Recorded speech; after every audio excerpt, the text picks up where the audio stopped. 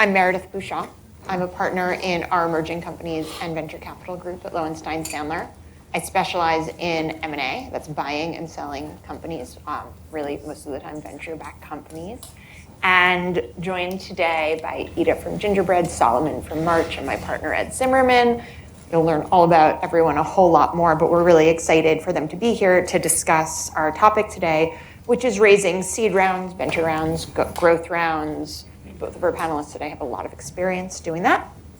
A few housekeeping matters. We were really excited right before this to meet with our 17th vintage of VentureCrushFG pods, 40-ish founders in a room with really great ideas and great questions, a lot of which we'll talk about today. If you're in person, you can join the chat that's going on Zoom. There's a QR code that's down on the bottom of the screens. You can scan that, but please do not join the audio. It'll create weird feedback issues, but there's a lot of things I'll reference that are gonna be going on in that Zoom chat. One is panelist bios are already in the Zoom chat. You can put questions in the Zoom chat that'll then come up to us that we can ask. We'll try to get to them. Introduce yourself there, connect with one another, share your LinkedIn. That's a really good way to do it. Also in the Zoom chat, we'll share information for our pod program that I referenced. If you're a founder of an early stage company, we'd love to hear from you and have you join our program. Some upcoming events that I'm personally excited about on November 19th. We have a Women in VC event discussing what founders and leaders of companies need to know about how venture funds operate, how to interact with them, the key features there. In December, we're gonna do another VentureCrushFG event on recruiting and building culture. More information in the chat, you can RSVP directly. An important announcement that we're excited about in our group is that Josh Cook joined us as a partner in our emerging companies and venture capital group in the San Francisco Bay Area. He brings 25 years of experience advising startups and funds in San Francisco, Silicon Valley, and beyond. He's the 6th new partner in our group in 18 months, strengthening our team in New York and the Bay Area. And we worked across from Josh for years. He's a great lawyer, he's a good friend, and he has tried to recruit a few of us away. So it's really great that we got him over here. It's been a long time coming. Today was a lot of work by a lot of people, so thank you to Lauren Russell and Kaya Rose Dilsner-Lopez for the research help, and our entire events team, Jenny, Ginny, Angela, Elsie, Owen, Kristen, Christina, Haley, Christine, Elena, Anthony, Britt, and always Kerry. Thank you. We know this was not easy to put together. After we talk for a while here, we're gonna do some networking, have some food, have some good wines from Ed's collection, and some other drinks as well. But now we can turn it over and talk to our panelists, Ida and Solomon and Ed. Thank you very much, and thank you, Solomon and Ida, for being here. We want to get a little bit of background info on you. We have some questions from the founders who are in this vintage of VentureCrushFG. We just spent about an hour together getting questions to filter to you.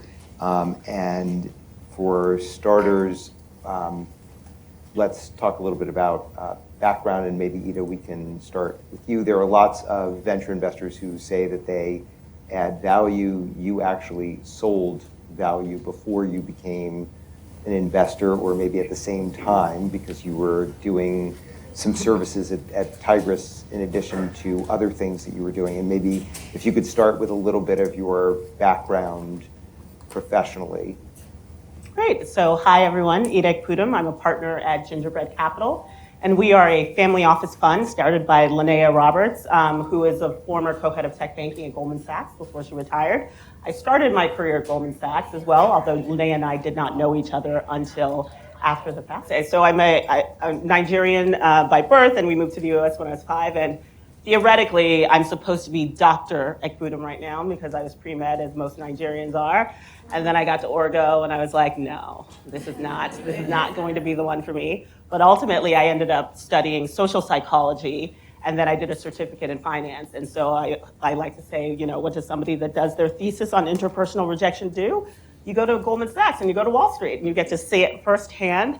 And so I started my career after Princeton at Goldman doing debt capital markets, and then I traded preferreds, which is the instrument that a lot of the venture world uses now, but at a much different phase when you're dealing with multinational global companies.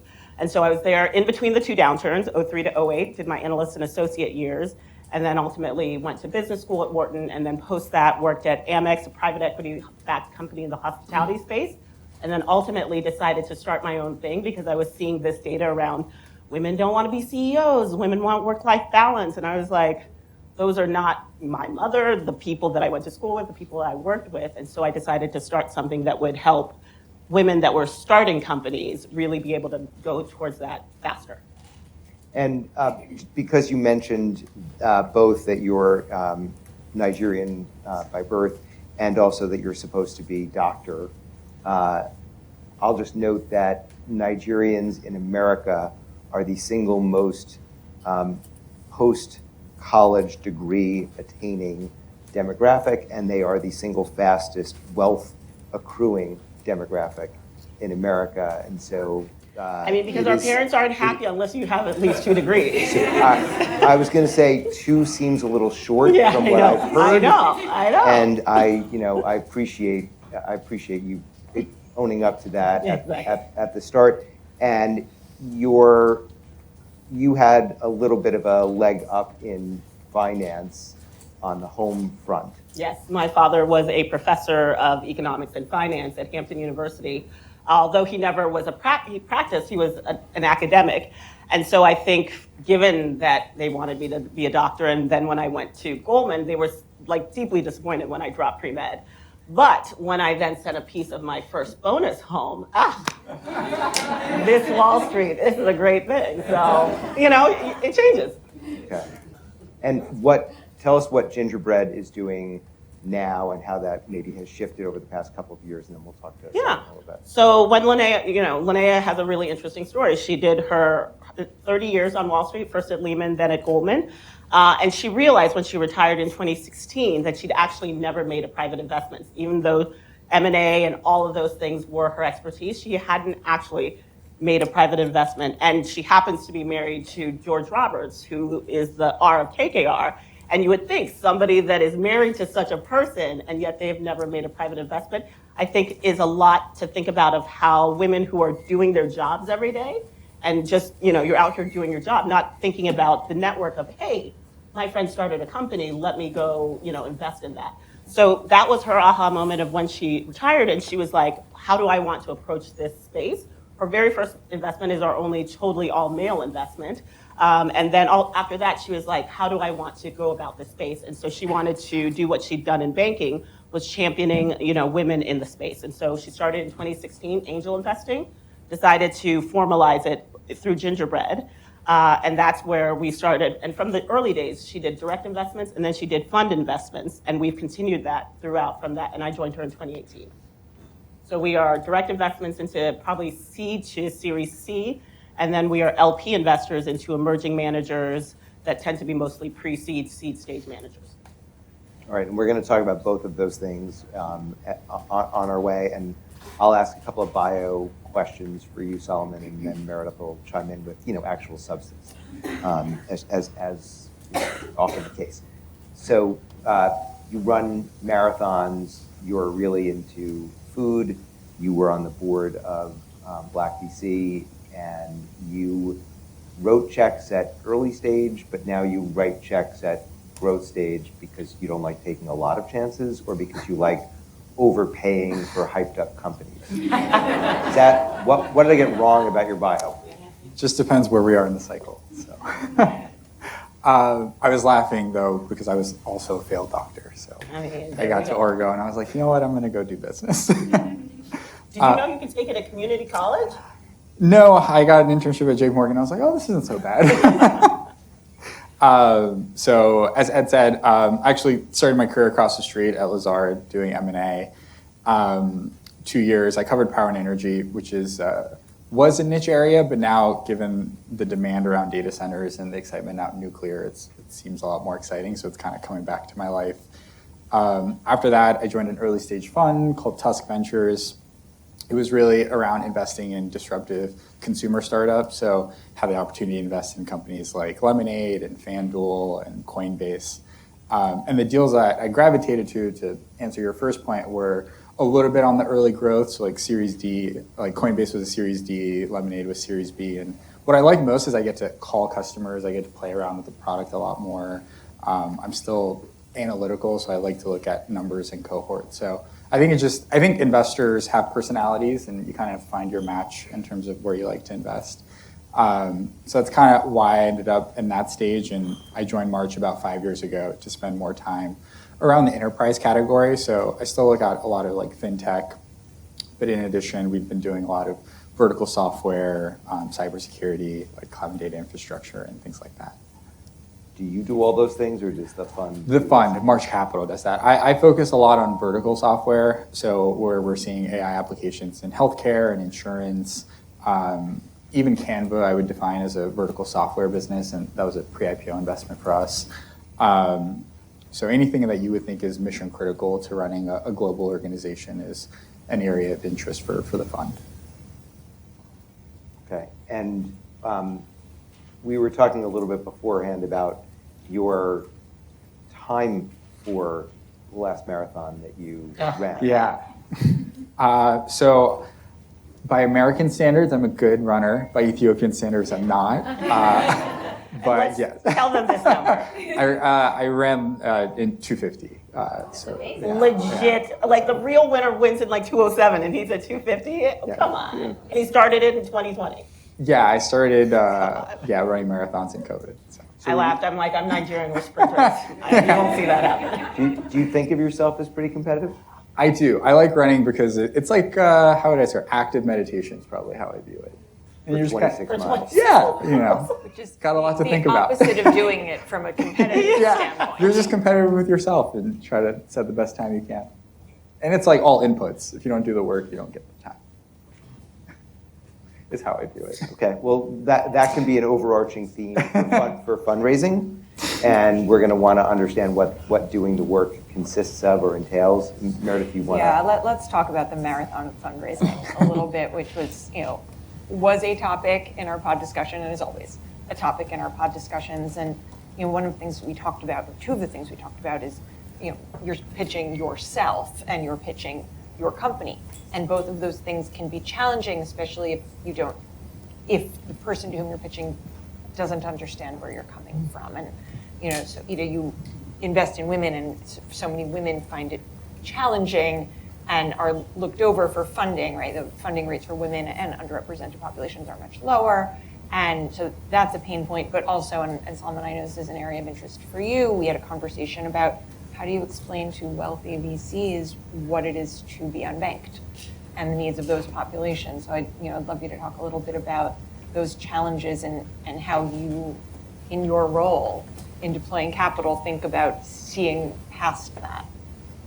Yeah, I mean, I think it's, in many ways, what I like about my job today is that I get to leverage what I learned as a social psychologist, starting my career kind of at that end goal, trading the publicly traded companies that you're seeing across the Wall Street Journal every day, but then taking those learnings and being a female trader. When I think in 03, 05, we probably had the most women sitting on a trading desk on Wall Street, and there were 5 of us on that trading desk, and I think now it's less than that. I don't know what the numbers are. 5 out of how many? Oh, I mean, the credit trading desk was on investment grade side. I'd say there's probably like 30 or 40. So, decent by Wall Street terms, more at that moment. But sitting in a seat where you don't look like the other people, where you might be underestimated, and how do you get your point across? And one of the things the guidance that I always give to founders is like, you have to speak the language of the person who you want money from or who you need to convince.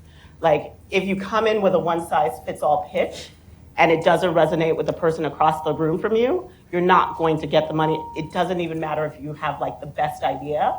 And so you have to do that kind of extra work that is like, what do they care about? And how can I is there a relevance to what I'm doing? Because when you catch somebody in a thing that they actually care about, it just becomes a conversation, and it's not really you feel the difference when you're having a great pitch, because it just feels like a conversation where somebody's interested and wants to learn more about what you're doing, versus when somebody's eyes are just glazed over and they're like, I don't care, and it's relationship driven is what I'm saying. You have to have a good product, but the thing that gets you the hook is you have to connect with them in a way that makes them want to learn more. I mean, I think you said a lot of great things. For me, it's like, what unique insight do you have as a founder, and how do you describe that pain point and why your product solves this key issue? And I think the challenge people have with fundraising, to your point, is they try to market themselves to everyone. And especially around like your initial round of funding, I've heard this from founders time and time again. The angels are actually like the secret sauce almost, if you know your area, and we mentioned unbanked. So you pitch a few angels that really understand the banking system or anything like that. They end up being incredible champions. I think people sometimes often rush to just get institutional capital and skip over the angel strategic ground with like, let me like refine this pitch. Let me really address how big is the market opportunity, how critical is this problem, and kind of step up from there. And I also think when you fundraise, it's like an order of operations. You want to like raise with people that the first wave raise from people you don't think, you're just kind of practicing on, right? Like I think the worst thing you can do is blast emails to everyone. Like there should be kind of a funnel, and you start with like maybe like your Series C category of investors, test it out, and then kind of work from there. Sometimes I think as a founder, you get overzealous and you might try to like boil the ocean all at once, and then the story can get muddled. So that segues really nicely into a conversation we were having earlier about when you're pitching. Do you pitch the wedge, the narrow market you're starting in, versus where you see it potentially going later? And I think I'm getting a bit of that answer, but I'd love you to speak to that a little bit more. Yeah, I think it's much easier to be really specific around, I'm solving, like customers love this point. If you read some of Paul Graham's old posts around Y Combinator, it's like this, it's a bit of an old adage, but it's really true. Like focus on things that don't scale so that you show why customers absolutely can't live without this product. And for the pre-seed angels, I think that they really do look at that. At the growth stage, you need to show unit economics and a bunch of other things. But like in the beginning, that's really how you build product love and virality, and how you get those angels and champions that kind of help you raise that first 1, 2, 3 million. And then you can kind of raise, your proper seed, Series A, et cetera. But I think, especially in this day and age, if you try to go too wide, you just kind of get lost in the ocean. And that's, I think, that's my take. I don't know how you feel about that. I mean, I agree in some aspects, but I will put a gendered lens on it. But because I think sometimes female founders are too specific, and then they get pigeonholed. Oh, is your TAM big enough? Is that actually a real market? I remember, we're LPs in Jessie Draper's Halogen, and she's an investor in Babylist. And people are like, oh, like Babylist, a registry. Wait, that's a huge market.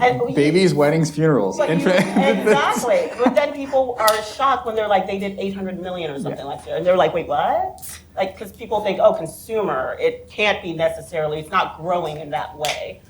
So I think from the standpoint of being very clear of to how you're going to attack it, but also be equally ready when people say, well, okay, once you've mastered that, where can this go? How big can it be? So have that big vision, but then be like, but I am laser focused in these first 3 years on X, Y, Z. Because that shows that like, yeah, I've got a big vision behind me, but like, I'm not gonna get distracted. I'm not gonna chase all the little shiny objects that come. I know how to execute, and that's what you'll be judged against if you get that money when you come back for the next one. So I want to back up a little bit to something that both of you said about, so Ida, you were talking about the one to few conversation, and then Solomon, you were telling people to really worry about being scattershot in the one to many. You don't get to the one to few conversation where you're in a room with 2 venture investors, for instance, unless you've actually succeeded in boiling enough of the ocean to get a meeting, right? To get that second or third meeting. I don't think that seed funds are necessarily going to be deferential to the fact that angel investors thought you were an investable company. But how do you actually get that top of funnel going? And in particular, how do you get it going if you didn't graduate from the 2 schools that 50% of VCs went to? Yeah, 100%. Well, I would say this is where that pre-work of actually parsing through who cares about what you do.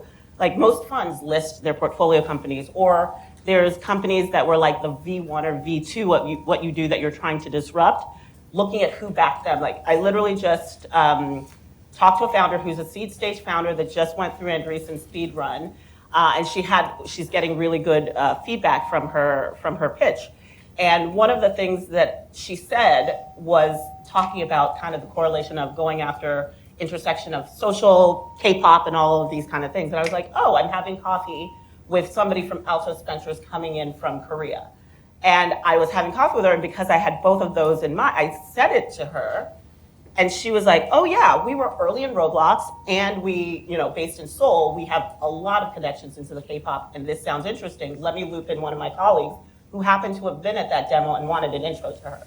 So from that standpoint of the founder was very clear in the conversation we had about the problems she was trying to target, the applications of that company that could do across different sectors. So I was very clear when I had a conversation with an investor that could add value, how to make that intro. And sometimes that's what I do. I might not be in that round, but the warm intro that gets you that conversation, because I was very clear from what that founder was doing, and then I was very clear from what that fund was excellent at, and that's the best thing. So being able to articulate to whoever you're talking to that can champion you in rooms that you're not in. Yeah, and I want to pause for a minute and see if we can get a show of hands. How many people in this room are familiar with Andreessen Horowitz or A16Z, just by a show of hands? Okay, now put them down. And how about Y Combinator, okay. How about Altos Ventures? Okay, Altos Ventures is, I don't know if it's the most successful venture fund that most of this room hasn't heard of. They're insanely successful, and everyone who was an early, investor partner at Altos has become a billionaire because they did Coupang, they did Roblox. Like they've had so many insane successes. They've doubled down. They've been absolutely brilliant. They're right in Silicon Valley. Ho went to Stanford Business School like lots of other people. They also did a whole bunch of stuff in Korea.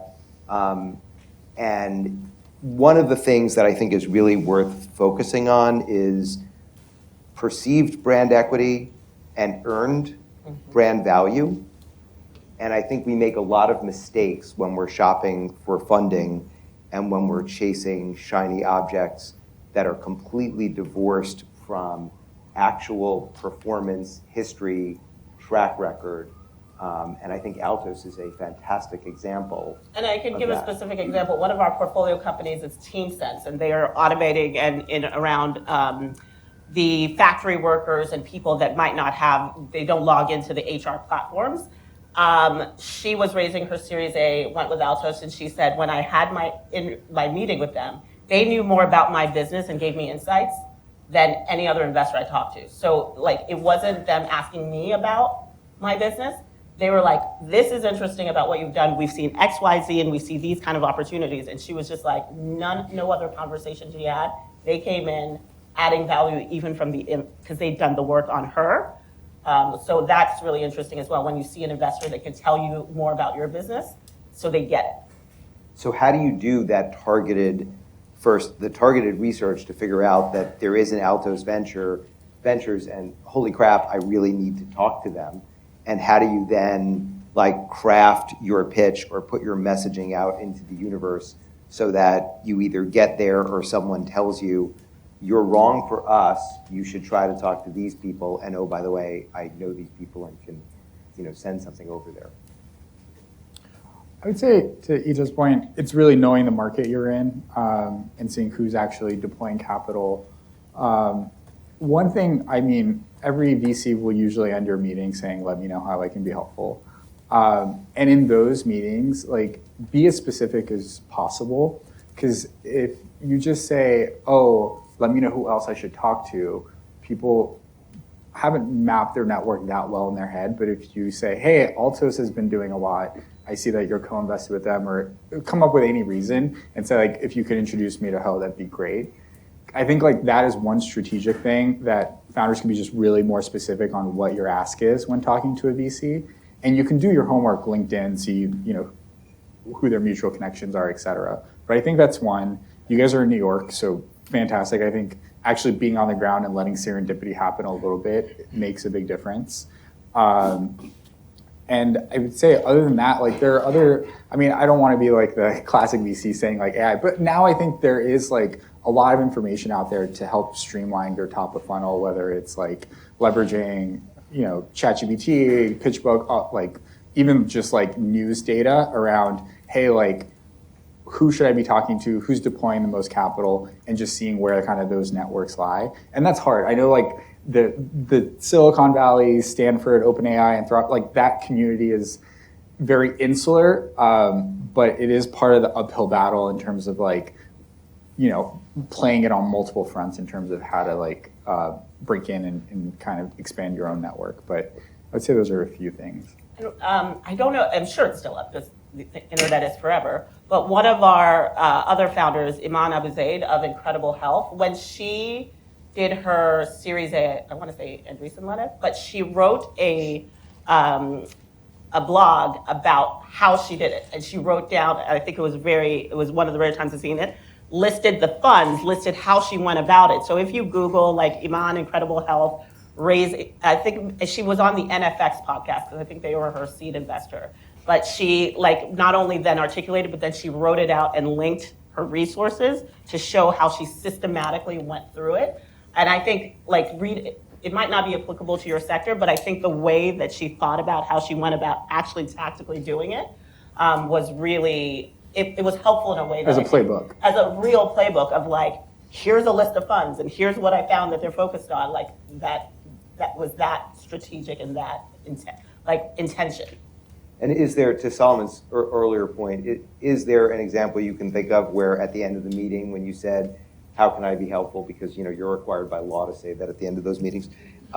Is there an example of a founder who gave you a very crisp, narrowly focused this, and that made it more bite-sized and actionable for you? Yeah, I mean, I think a founder that does that really well is April Coe at Spring Health. She, like, we will have a conversation and she'll be like, oh, I would like to talk to these 5 to 10 companies, gives us the names. She's like, we've talked to this type of person. Do you know anybody there? And can you make a warm intro? Like that's, and I always say for dealing with somebody like, you know, Linnea, who's a former partner who has a very big, you know, lots of things calling at her time. The best way is to be able to tee up that, how you want yourself positioned, but make sure that they know it well enough that they add the layer of context that when she sends it, somebody will take that call, and then it's on you to walk through it. But the more that you can arm the person that's going to be your champion to send that information, like it really does open the doors. And you can find that by building whatever that connection is and saying, hey, these are, and I always say, don't ask for more than 3 things because you don't want to be greedy up in here. And everybody knows you want money, but like be creative on a couple other things because I think, but no more than 3 because then people can be focused.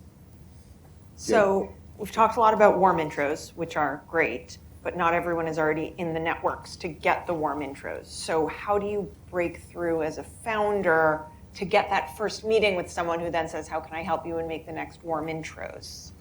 Writing, like you are your best salesperson, you are the best articulator of your vision of your company. And I think in this day and age where everybody can write your LinkedIn posts or I don't know if people do blogs in the same way that they used to, but like there's, whether it's, you know, TikTok, there's a way for you to amplify your message and then you just at somebody, like who, I mean, I don't necessarily use Twitter that much, but people really do, if it's clear that you thought it was thoughtful around them when you send it, you can tell these emails that are coming that have been ChatGPT. Like, I'm like, I love the work you've done around women, and especially when you did this. And you're like, M dash. this was definitely just a form letter sent. But when, Ed texted me, he was like, oh, can we talk about your thesis on interpersonal rejection? That man dug in to go find that. I mean, I'm probably sure I said it somewhere, but he found it. But that's like, oh, you're talking about me because that was my thesis. And I know I will read it and I'll be like, oh, okay,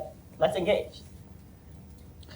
Just to pull the room, the founders that are just have an idea, pre-seed, like stage of founders, could you break it out a bit? What? Yeah, you would like the info. You do the prompt. I mean, I know you're a VC, so you're not used to working, but do some work. So how many of you are pre-product and you're just about to start a company? Okay. How many people have raised between 0 and 500K? Okay, and then 500K to 2 million. Okay. Well, I think And more than 2 million? Okay, we Perfect. like that. Okay. So your customers are a huge champion, and I think sometimes people forget that.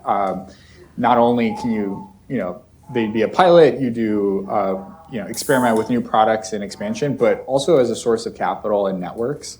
In many companies, especially in vertical software, there are a variety of associations, et cetera, that have actually been deploying capital. So I would say that's probably an undertapped area as you think about initial funding and just kind of building your network around strategic operators.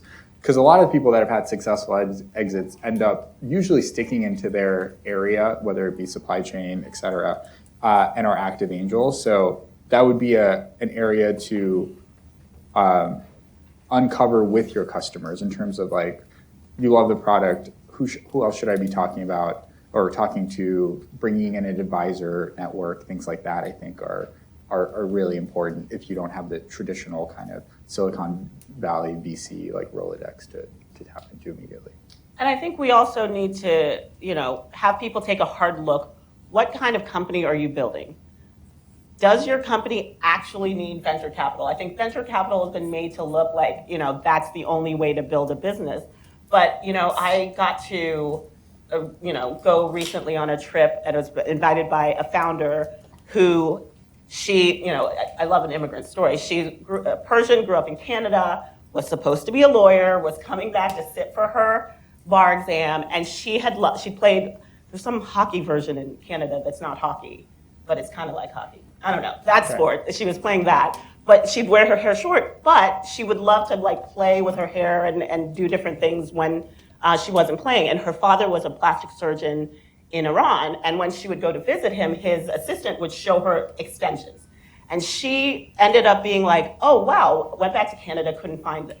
So she started sourcing it from China by herself, used her $3,000 that she had to her name when she didn't go sit for the bar, bought some initial samples, and ended up turning it into the Bellamy Group. This is Nikki Eslami, who you probably never heard of, but she has gone and built one of the largest platforms around the hair extensions. And then her milestone moment, she got hustled and got into the hands of Kylie Jenner and a bunch of other influencers.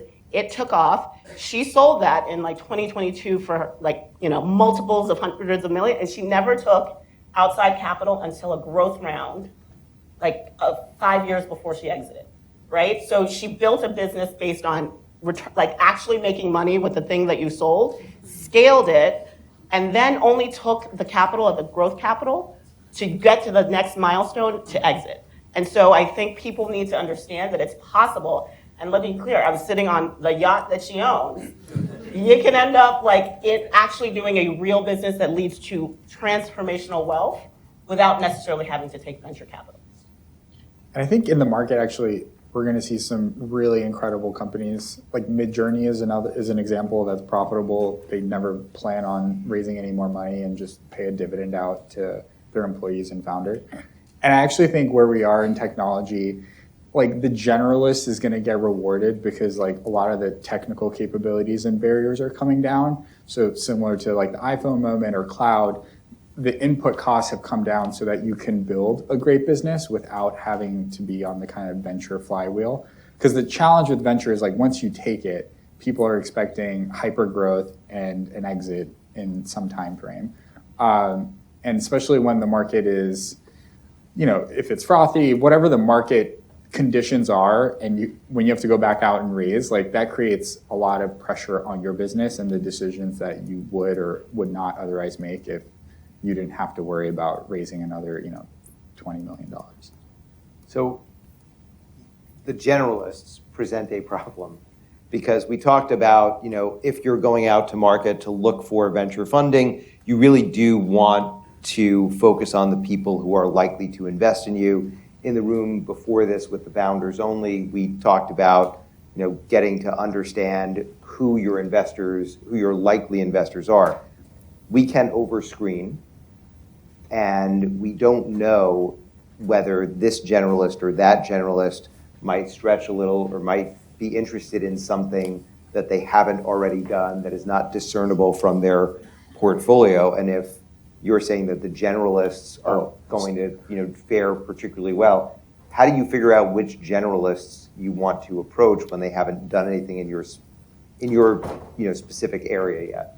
To clarify, I meant as a builder. Generalist isn't, you don't need to have a deeply technical computer science background or I meant you're using technology in a way that can kind of scale. On the capital side, I think usually looking for someone that's already been actively investing in this space, it was just easier for them to grasp the market and kind of why you. But also some people are focused on first round capital. We want to be the first institutional check that you receive, or Village Global is we want to be just the first check, full stop. So I think that the where the investor sits, it just, there's high variability. So I can't give great advice, but usually the person that's been spending time in healthcare will kind of understand your market. But there's also the other side where they can kind of compare you to other companies and I've seen this before and this doesn't work. And plenty of people skipped Stripe because they didn't like payments, and that was a mistake. So it's all about, one, how you're resonating with the venture investor. Because the other thing people I don't think fully appreciate is this is a person you'll deal with for a very long time if they take a board seat and are leading. So there is a bit of also kind of matching in terms of, I get along with this person and I think they're going to add value and they're going to be a thought partner and I can kind of come to them with a lot. So when you're looking for leads, you're really picking the partner more than the brand usually. And if you don't like them, don't take their money, because you can be removed from your own company. Truly think about. Not that I. But it's something to think about, because this is the 5 to 7 to 10 year kind of relationship, and once you drop below 50%, you can be removed. So it's not just the lead, and it's not just you can be removed, right? It's also, and we see this often. Someone is on your cap table, meaning they own equity in your company, and it is a painful relationship. They're not the lead, they don't have a board seat, but they can alter the outcome and they can increase financial and non-financial costs to you, and they can scare off future investors because it's just a dysfunctional relationship. How do you, and by the way, some of those people are angels. The easier it is to get the money in, the more likely it is that those people will be unhappy later or will be those pain points later because there's less expectation setting. And we're definitely in a phase of the market in which it is easier to unwittingly attract those people into your company. How are you seeing folks figure that out or not? And how are you dealing with it when it arises in your companies? I think in the same way that when investors ask you for references, your customer references, and we're going to call them, you should, go around and ask about the reputation of that person as well, because your reputation precedes you in a lot of ways, and there's some people where it's a small ecosystem. So chances are somebody knows that investor has sat on a board with them or has co-invested, And if it's a really positive relationship, one of the things I always tell founders, especially if you're being wooed and they're like, oh, you're in ask for portfolio companies, to speak with portfolio companies, then also ask them for like the one that got away, because every VC kind of has those shadow investments that they wish they'd done, but then they didn't, or they wanted to and then the founder turned them down. And actually go call that founder to be like, when you chatted with this person, why did you say no, or why did they not take your money or you not take theirs? And it's always interesting to hear what people have to say about that interaction. I think the funders will give you founders that love working with them. So you want to actually find the ones that they passed on or others in the portfolio that they're not spotlighting, to then see what it's like when hard times or negative times. I agree. That's where your reputation's made, on that 20% that didn't work, but how did you handle it? How did you handle hard times? How do you think about future financings? But I think founders are always open. So if you ask another founder, hey, I'm considering a term sheet from Solomon, founders will always answer that call. I just think it's one of those implied bond of you're both building a company. So don't be afraid to ask. And I think the other piece that kind of gets into it is valuation. Sometimes you'll be torn between an investor that gives you the higher valuation, but you might not feel great, versus another VC that might be 25% or whatever lower. In those moments, really ask yourself, what am I building toward? Because we've seen a whole host of 2021 companies that raised at a crazy price, and now as a result of that valuation, they're seeing structured rounds, they're seeing cram downs. There's a lot of other stuff that comes. So it's really just future expectations today. And I think when you're dealing with investors, you really want to be aligned in terms of what you're building towards, to Ita's earlier point. Especially right now, if you slap AI on something and it feels like everybody's trying to back some kind of, we know we're in a bubble. We know all of these companies cannot work. And yet, if somebody gives you some kind of crazy valuation, it might feel amazing, but truly, that 18, 24 months, if you're nowhere near, if you were valued, they were saying you're valued at 100, 200 million, and then you've done 500K in revenue by the time the money's run out. But this is literally what is happening, and what has been happening is people got those kinds of valuations. They're like, oh, I might never need to raise again. You'll always need to raise again, unless you were profitable literally when you got the money, and then the money runs out, and then you're just oh, and then the slashing, and then the down rounds are happening massively right now from the hangover from that kind of 21, 22. Yeah, we're seeing the sad sales as well, when you can't raise and so you got to sell, but you have no leverage in the market at that point. Exactly. And so, we've talked about the personalities and reputations that are going to come in and potentially infect your company. What about the terms? When you're investing a little bit later and someone gave some really off-market, good for the investor, bad for the company terms at an early stage, how does that impact your process of making that investment? We don't like that because it fundamentally misaligns the board or the lead and the founder. And we want to build a company that is worth $10+ billion. And when you start adding structured and baked in returns, it kind of starts deviating in terms of what is our North Star. And investors that usually put in structure are not necessarily aligned to how big can this be. It's usually there's downside protection for a reason. And I think that can be dangerous. Let's not kid ourselves. Sometimes it's a function of the market, and maybe you have to kind of make some hard choices.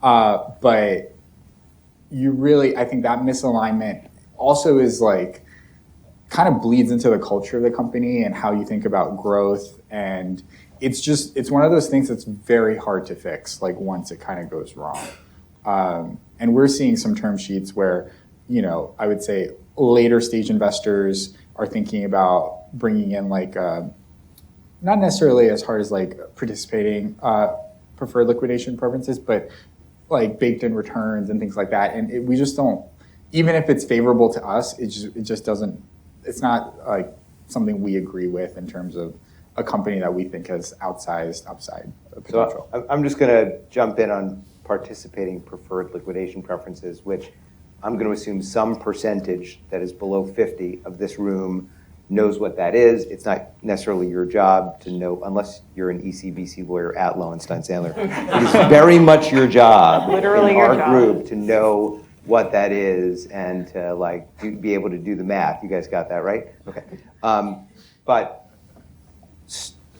when you're structuring deals, and one of the questions that some of the founders were discussing earlier was, what levers can we pull? What things should we focus on as best practices in negotiating the term sheet? And the answer, I think, starts with, you should not be doing that alone. These folks are in the business of drafting, negotiating term sheets, not only when they're investing, but when you're an incumbent investor in a company, when you're a board member at a company, understanding how those play out.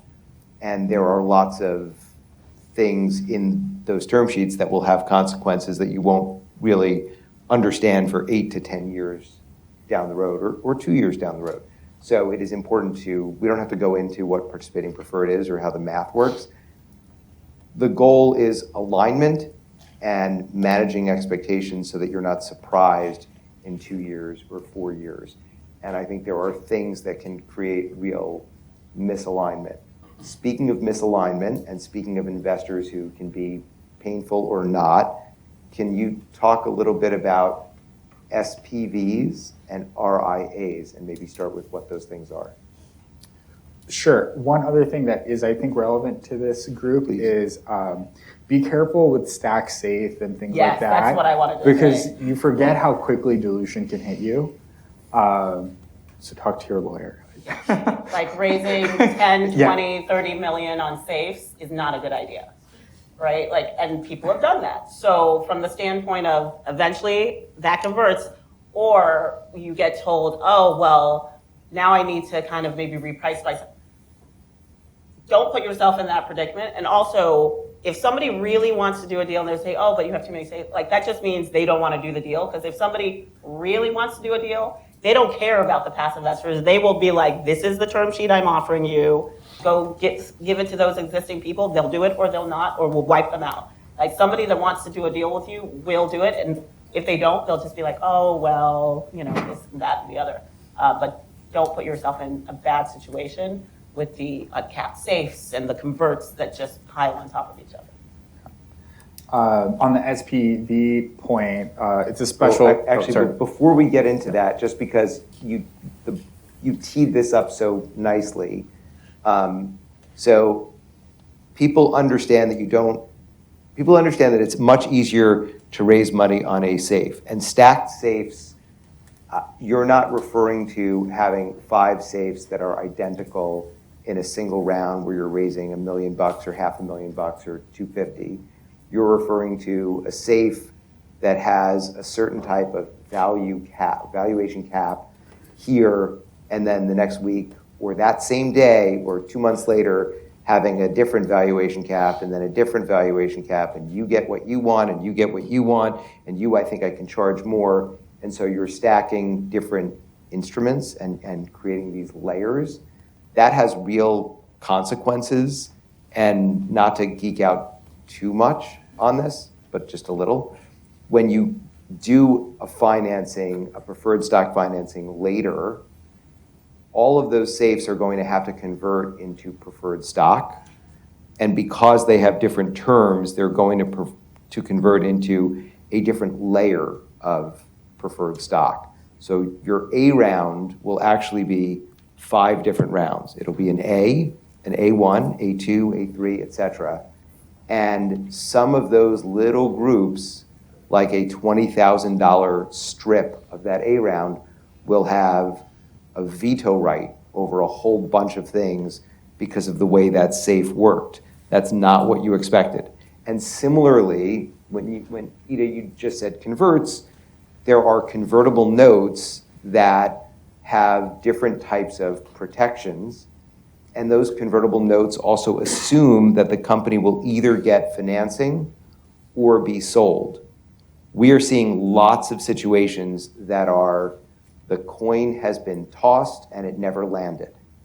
And 2 weeks ago in the Delaware Supreme Court, our partner, Matt Boxer, was the lead lawyer arguing at the Supreme Court. He was also the lead lawyer winning in the Chancery Court last year. But before that, we just won a very big case, which will result in over $100 million to our clients, because a convertible note was done the wrong way, and it created an opportunity to send a check back and say, you are paid in full, you are repaid in full with simple interest.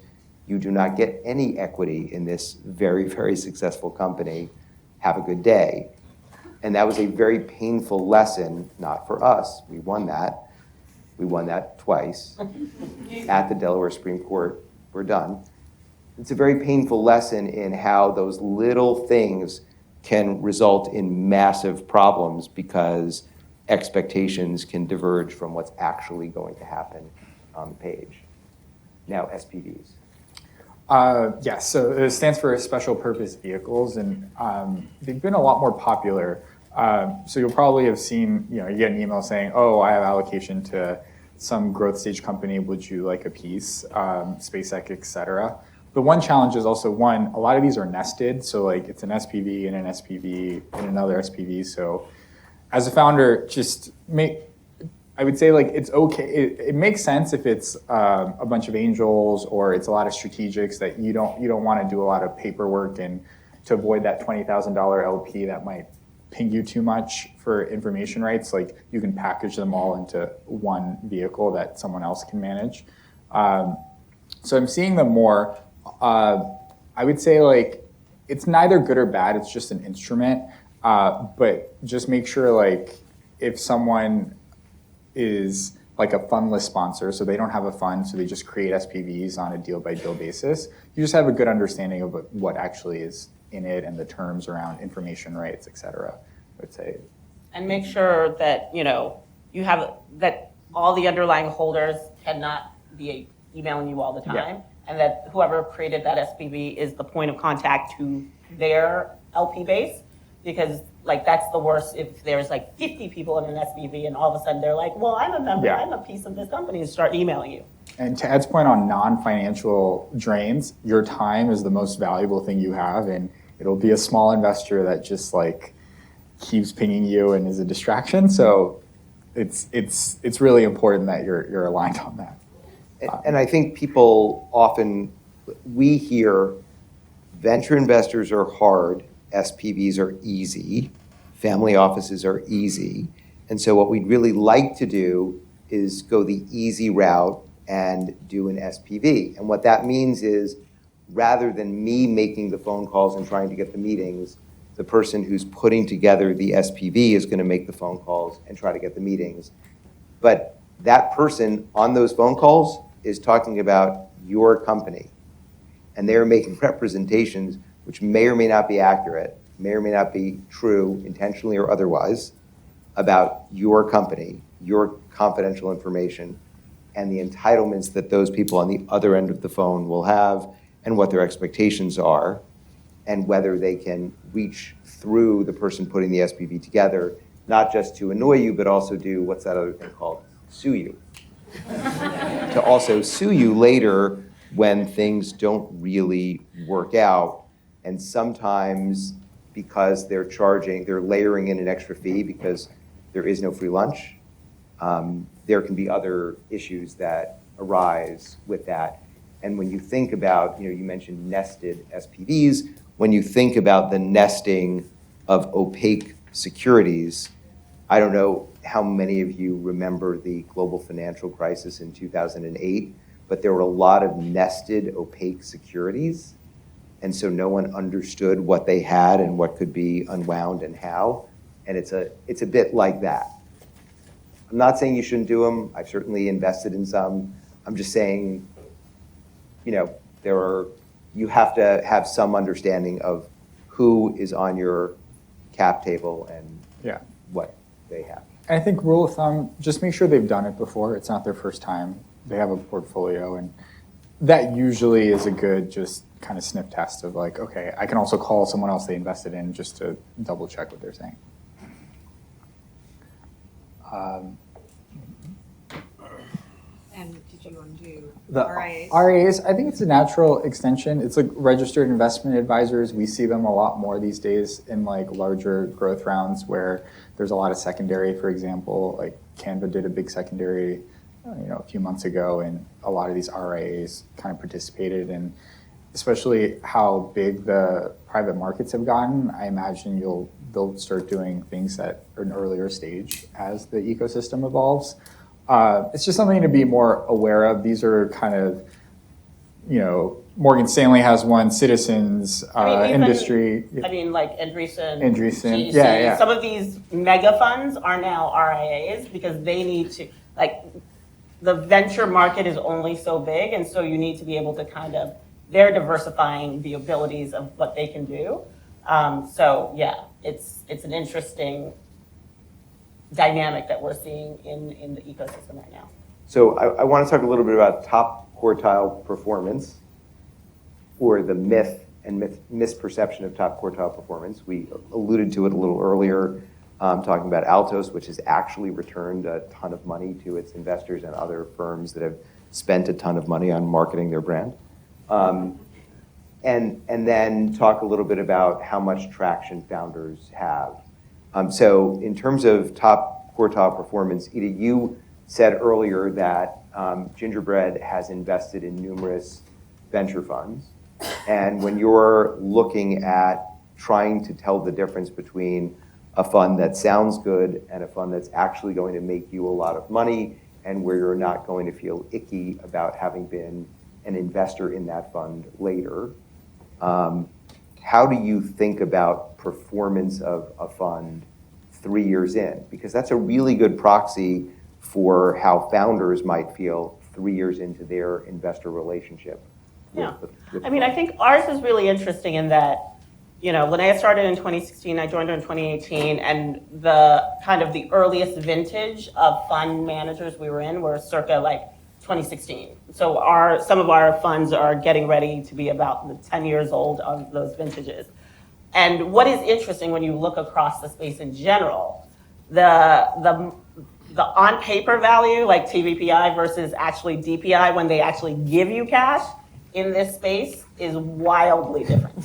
There's a lot of funds that look great on paper, but those that have actually sent you as an LP money back to you is really quite small. And I think from the standpoint of if you're looking at that from the performance of a manager, where they are kind of like a startup, especially an emerging manager, funds 1, 2, and 3 are considered emerging managers, and getting into 4 and beyond, that kind of gets you an established manager. For fund 1 to fund 2, you are kind of like a seed to Series A founder in that you're still basing your next raise on kind of the potential of what is in your portfolio. You likely have not had any of your funds, IPO or get acquired to actually return funds. So you have to build that story of, hey, I've got some hot things, they've been marked up. They went from C to Series A or Series A to Series B, and show the valuation and how the fund has grown. By funds 3, 4, you start seeing somewhere they're like, actually, we did have exits. And then you start seeing, because you're 5 years on, those that whether they started doing some secondary and taking out some money along the way, or they actually legitimately had exits. So we have a manager where we're in, and I think, Female Founders Fund, Anu, has started Female Founders Fund in 2014, and she just celebrated her 10th year. Her fund 1, which was a small fund 1, but she's actually returned the full, the DPI's 1 and more, because she's returned the amount that she's invested back to the investors, and that's actually quite rare in this environment. If you look at fund managers, how many of them have actually really returned meaningful capital back to their investors? So, I think when you're an entrepreneur and you can look at the funds that are coming to talk to you, if they're not an emerging manager, if they're an emerging manager fund, they're kind of like you. They're taking a bet, they're taking a bet on you, you're taking a bet on them, but most fund 1s tend to outperform. When you look at, some of because think about it, the manager's super hungry, they're trying to make their name. I think about, who is it? Homebrew. Mm-hmm. Their fund 1 was literally every hot tech, they were literally in 5 of the 10 is their fund one. Hence now they return their capital and they only manage their own money because they did that well. But like you see that in fund one, you have a point of view. You have like, you've got to prove yourself. So it's actually sometimes great to work with an emerging manager that's at a fund one, fund two, because they are hungry. They will show up for you. When you are in, I don't want to say intrusive, but like some of these big ones where the name sounds great, it truly depends. Will you get the same kind of attention as you might from an emerging manager who just, they want to succeed as much as you do because you and they can make your names together. So we did not coordinate on this answer, right? Just, okay. So my wife, Betsy, and I have had this thesis for many years that we have invested in underrepresented founders and underrepresented owned and operated venture funds. So in 2014, 2 of the venture funds that we invested in are Homebrew One. Oh God, you were in Homebrew One? And tell them some of the companies in Homebrew One. And Female Founders Fund One. I mean, okay, so you want him to hear some money. So we, and ultimately years later, we started this thing called First Close Partners, where we've invested, we're now deploying our second fund, and we only invest in underrepresented, owned and operated venture funds. And before First Close Partners, we had invested in over 100 venture funds personally, and through First Close Partners, we've invested in another 100.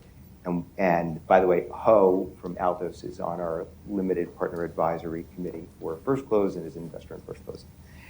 But when you look at funds like Homebrew, which has returned a significant multiple of the fund in cash. Like real money. Cash money, yeah.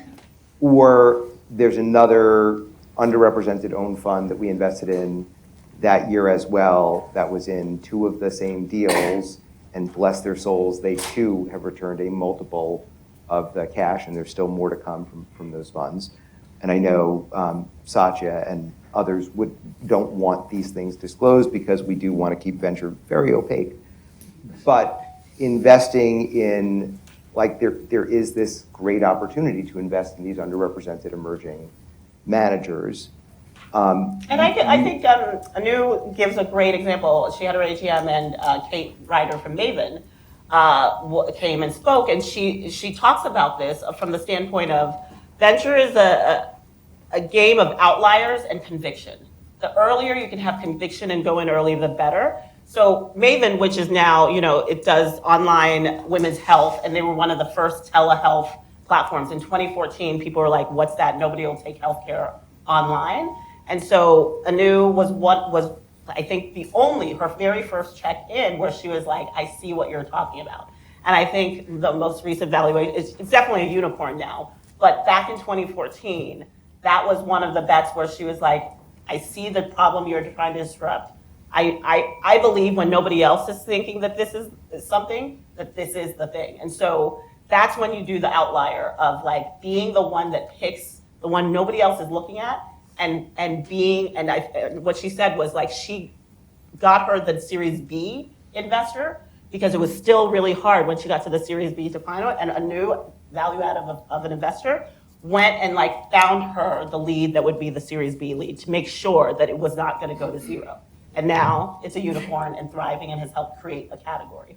So that is where a real investor that sees you and wants to back you, and emerging it can really do more than some others. So you mentioned a couple of acronyms, dollars back and total value per invested dollar are 2 really important metrics.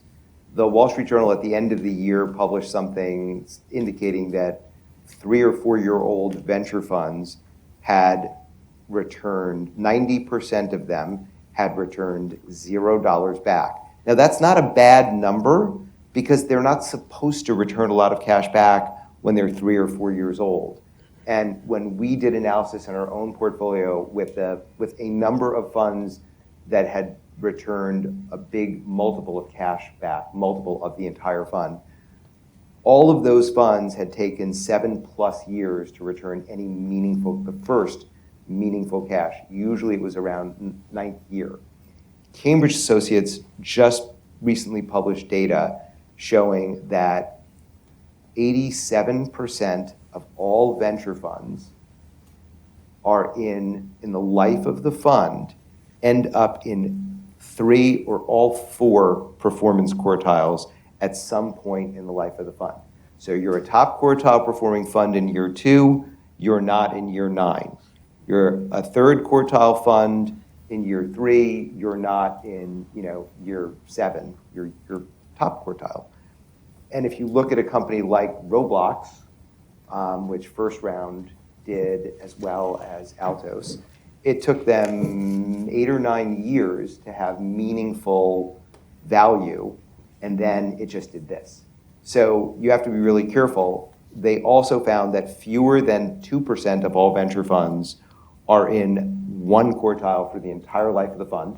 So top quartile performance in year 3, not necessarily correlative with top quartile performance in year 6 or year 9. And on average, it takes 7.5 to 9 years for a venture fund to land in its final, I don't want to say resting place, but in its final quartile for performance. You have to make a re-up decision way earlier than that. But it just goes to this issue of like who the top performers are and what you're looking for as you're out there. And in many ways, it's the same storytelling founders have to do to get capital from VCs. VCs have to do to LPs to have them back the vision of the potential of them and their ability to pick, source, and win the best deals. So I want to pull on that a little bit, right? Because we have founders in the room. We're saying when it's a fund one, they're betting on you, you're betting on them. So we're asking founders to assess these new fund managers. You and Ed as well are in the seat of assessing these fund managers too to decide if you're going to be an LP. What are you looking for? Well, we're now LPs in 32, 33 funds. And when you have a portfolio view like that, you can start looking at trends. And I think one of the things where we see really interesting kind of breakthroughs is what were they doing before they went into it, and what is the thesis that then they've overlaid. So if they were an operator in a space, I think we're LPs in Operator Collective.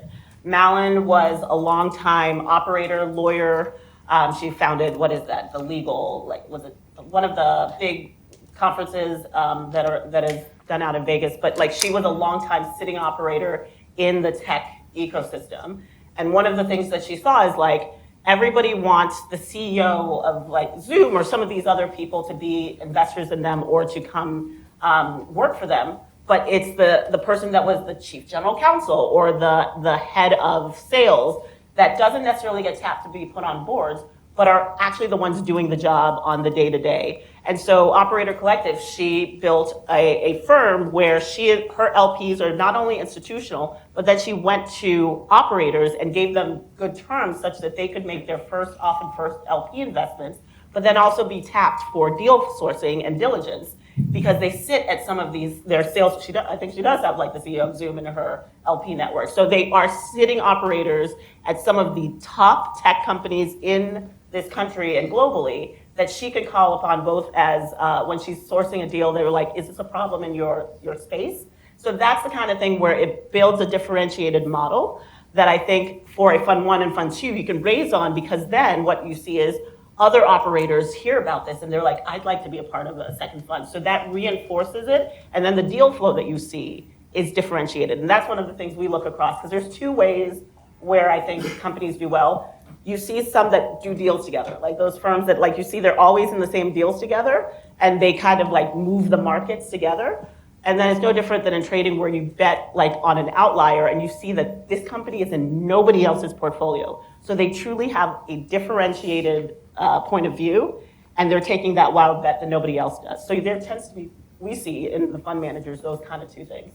Totally. And just to turn it around to the founders, you can take that exact playbook.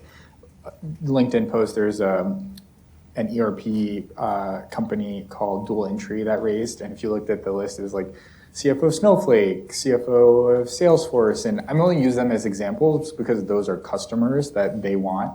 So you can really supercharge your own kind of go-to-market by leveraging kind of the operator network. Meaning that they have investors who are senior execs currently at Angels in there. companies that they, Yeah.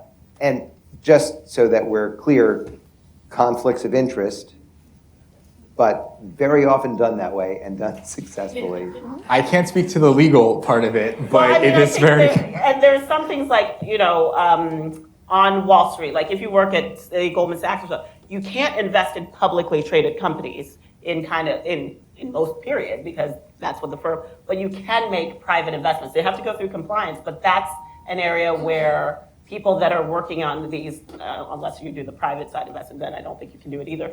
But like, oftentimes you can have those kinds of executives that can do private investing, that they can't do public investing. So there's clear conflicts, and they have to go through compliance to make sure that there's no Presumably. conflict.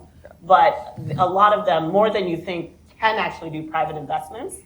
And that's one of the things Linnea learned. And actually, we were at a different dinner where there was another partner at Goldman that she was the head of a desk, and she realized she was signing off on her junior team member, mostly men, were making these private investors, and she's their boss, and she signs off, and she's like, wait, why have I never seen a deal? And all these junior dudes, and then they leave like, oh yeah, like I've invested in Zoom with my buddy, and now they're like rolling it and have gone to start their own funds. But that was an aha moment of like, wait, why are all my junior people doing all these investments, and I have never even crossed my mind. So I think that is one of those things that hitting an operator where it resonates in what they do can really be helpful. Yeah.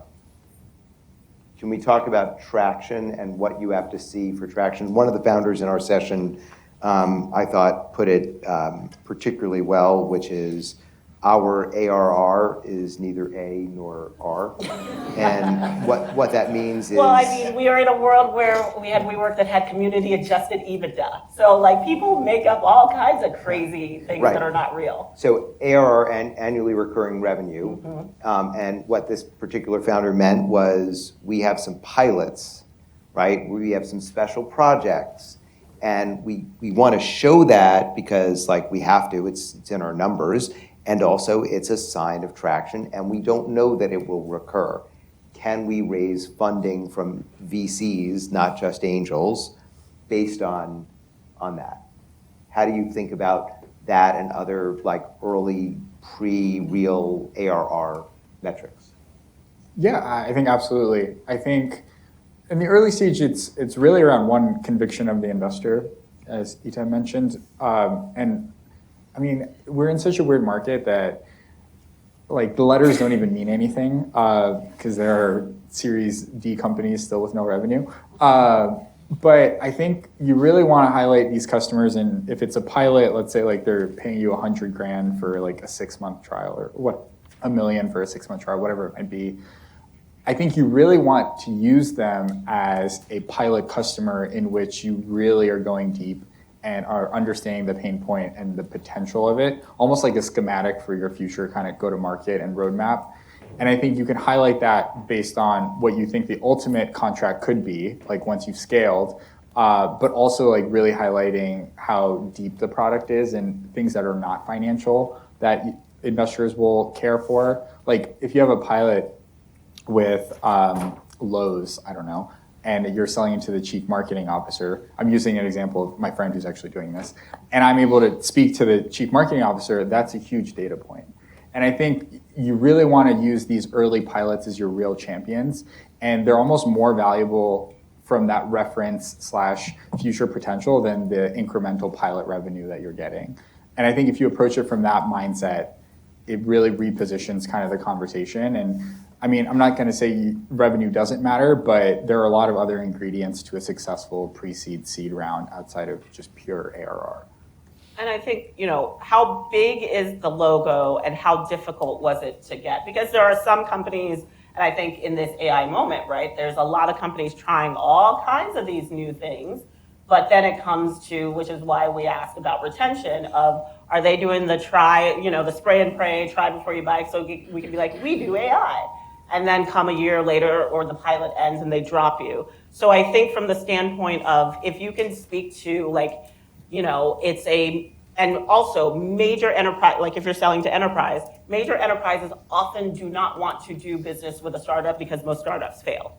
So if you have managed to get a major enterprise to do a pilot with you, either you're solving a problem that's so pressing to them that they're willing to take a risk on a startup to experiment on it, that's a good sign. And to Solomon's point of like, have them, but don't do this for anybody that's trying to you talk to. Like if it's a real potential lead that's real, then let them have that conversation with your champion at the place, because you want to protect that relationship in both ways. If you just start sending everybody to do reference calls, like that's going to degrade your view in their eyes. So again, you want to do that balance, but if it's like you hit upon an insight that's really interesting and they're piloting it and it was really hard to get into the pilot with this kind of company, that is something that an investor wants to know and could say, oh wow, if you could do that here, either you're a brilliant salesman with a great product, I can then help you. My value add is to put you in front of more companies like that so that you can do more.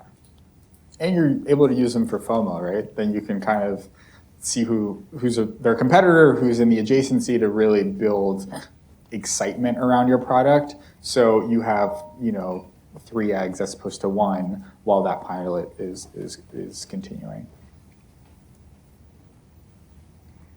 So one topic that came up in our pod session is really inside baseball on funds, and there's some advice going around that you really shouldn't talk to associates at venture funds. Tell us about your associates and how important they are. Liza Valley of Eden is delightful, wonderful, sharp, and if she doesn't like somebody, we're not going to talk to them. So you should treat anybody that has a touch point with a firm well. Respect, I can even go back to, my best friend's a partner at Goldman.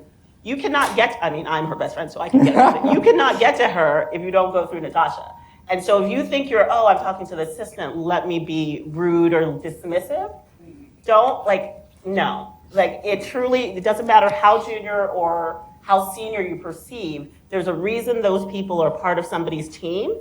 And hopefully if you view yourself as a good, place to work with and somebody, you value the opinions of everybody on your team. So I think Liza, in our case, Liza is one of the best sources, and when she says flag something, we take a second look, for sure. The caveat I will add is how big is the team and the firm, because I think you have a great conversation. Your goal should be to have someone else get introduced. And it doesn't have to be the partner. It just shows that there's actual interest and momentum. Because sometimes you don't want to get into I know this isn't interesting, but I'm kind of fishing for data anyway. And that isn't helpful to you as a founder. So a good metric is maybe not the second call, but if you feel like there is interest, you should kind of encourage, does anyone else on your team want to learn more? And that's your way of, stress testing, how serious are you about this opportunity? And ask them things like, does your firm lead, or are you kind of a collaborative check? Because if you're looking for a lead and this firm doesn't lead, don't waste your time, especially chasing a junior person if you know that they're probably only going to give you $100K anyways. Your time is the most valuable thing, so make sure you are really trying to be as strategic as possible with that. So I published something in the Wall Street Journal several years ago on this topic and urged people not to try and step over the junior person at the fund, because the junior person at the fund is also building their career on your company if they're the ones championing the deal, and the senior person is less at risk, and there are more other sources of deal flow competing with that deal. But certainly the junior person who feels stepped over or stepped on by you, as you make your way across them to a senior person and disregard them, can also feel like they can accrue more authority by stamping you out. Yeah. And they eventually start their own funds and all of those kind of things. And people remember, what is it, how you made them feel? Yeah. They'll remember. So let's do one more, and then and Meredith, you'll do a wrap up, or you can add a last question. But the one more thing that we wanted to cover was founders wanted to understand, how do I know if I'm wasting my time talking to you? And given that you actually wrote your thesis on interpersonal rejection, which I feel like I engender in a lot of other folks. What learning is there, and how do you get out of it if you, yeah? It's a good thing he texted me about this, because I actually went and pulled, like, at Princeton to graduate, you have to write an undergraduate thesis. So I actually went and pulled up my thesis to be like, what did I say? I was like, oh, I was smart back in the day. But the key thing is actually, which we talk about a lot today, but circa 2003, your confidence and your self-esteem in yourself matters. So the outcome of that, I did an empirical study where I had like Confederates and all this kind of thing. When people who have low self-esteem feel rejected by someone, they are more likely to do even bad things to get back in their favor. So like what we basically did was I had somebody sit next to you, they were either super nice to you, and then at the times they just got up and left and stopped looking at you. And so you start thinking, what did I do? Was it something I did? And then we did a whole study where I'd have somebody incorrectly say, like a line, Ash did the study with the lines. It'd be like, this line is longer when it was clearly that. And you would see the person that got rejected, if they were feeling like wanting to get back, they would actually say the wrong line is wrong when it was clearly wrong to get back in somebody's good graces. So the key thing here is, as a founder, you are betting on yourself and you know what you are worth and you know what you are good at. Do not, if somebody makes you feel bad about your company, bad about yourself, even if they have like all the money in the world, chances are they might have you go do something that is not in the best interest of your company, and you'll do it just to try to please them in a way that you know, and you've done, and I know everybody like this has done it in like, and been like, I knew I shouldn't have done that.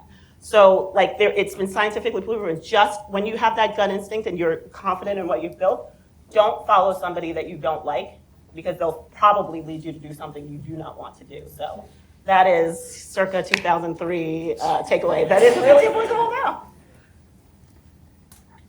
I mean, you're the founder. You have the brilliant insight, and I don't think anyone knows the market like you do. So there's a reason you started a company, and there's a reason people gave you money, because they believe in the mission that you're building. And although it's never just up and to the right, and there'll be moments of doubt, I think that's what you need to kind of have solace in and belief. And it actually pays dividends, because I think, unfortunately, like when you look at Silicon Valley, like the founders that raise $1 billion pre-product is because they're just so confident on, and sometimes it doesn't work, but you really do need to channel that confidence in yourself, and it's a big part of it. And I think like as an underrepresented founder, it's harder because you might be a little bit more critical because you want to get everything right to be perfect, but it's an evolution. Like there's always a problem that you need to fix. There's always ways of getting better.